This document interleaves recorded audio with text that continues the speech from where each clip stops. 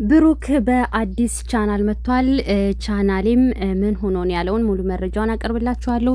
ዳኒም አብርሽ በሰላም ሁኔታ ይገኛል ብሏል ማለት ነው።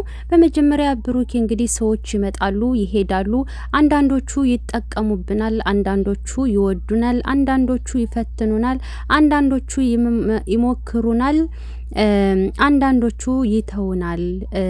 ታገሱ፣ ሁሉም የሚሆነው ለበጎ ነው ብሏል ማለት ነው።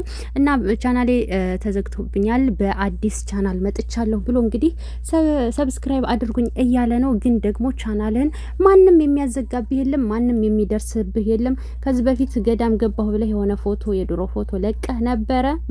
እንደገና ደግሞ ለጊፍቱ ባለፈው ዕለት ሄርሜላ ስጥ የተባልከውን ብሩን የአንበሳ መግዣውን ወስደህ እንደተሰወርክ ነው የሄርሜላ አድናቂዎች ሲናገሩ የነበሩትና ብራቸውን መልስ፣ ማስተባበል የለብህም። እንኳንም በላሃቸው አዳልጠኝ ነው። እንኳንም በላሃቸው ጥብ እንኳንም አደረካቸው ማለት ነው። ደግሞ መልሱ ልል ነው እንዴ? እንኳንም በላሃቸው። እናም ሲቀጥል ቻናልህን ግን ማንም የሚነካብህ የለም።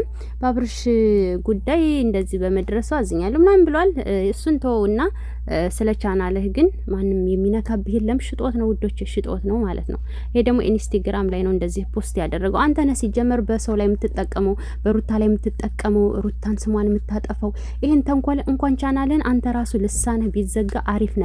ምን ስታደርግ እንደነበረ፣ ስትረብሽ እንደነበር፣ የሰው ህይወት ስትበጠብጥ እንደነበረ ግልጽ ነው ማለት ነው። ሲቀጥል ደግሞ ዳኒ አብርሽ ሰላም ነው። እሱ ሰላም ባይሆን ላይቭ አልገባም ነበረ። አሁን ያለበት ቦታ ሰላም ከሚሰማው ቦታ ተቀምጧልና ለዛም ነው እኔ ላይቭ የገባሁት። ስለዚህ አታስቡ ሰላም ነው ብሎ ተናግሯል ማለት ነው። አብርሽ ሰላም ነው እንዴ? እድሜ ለሩታ፣ ሩታ እያለችለት ምን ይሆናልና ሰላም ነው ውዶች እየላችኋለሁኝ። በተረፈ ላይቭ ላይ ነኝ። ላይቭ ነው፣ ሰብ ላይክ አድርጉ።